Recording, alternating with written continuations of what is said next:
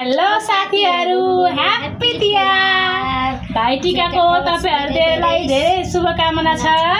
हामी चाहिँ टिका सिका नि लगाएर रेडी भएर बसेको मालाले बिजाउँछ नि त। अनि आज हामीले खानामा चाहिँ नि यो हो चिकन कुखुराको मासु, यो हो मटन खसीको मासु, चाहिँ मुलाको अचार हाम्रो बुन्दिदीको फेभरेट, भाइको चाहिँ फेभरेट हो, बुन्दिले चाहिँ दामी बनाउँछ त्यही भएर।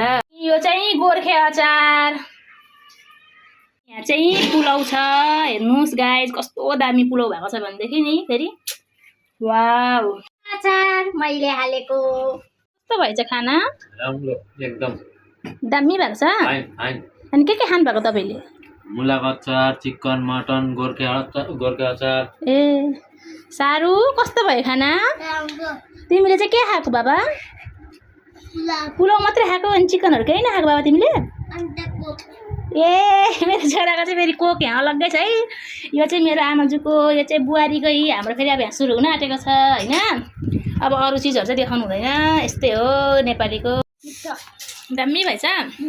पिरो भएर झन् मर्नु नि हौ, अलिक बेसी भयो। यो चाहिँ मटन, यो चाहिँ चिकन। तानिदैन नि तानिदैन।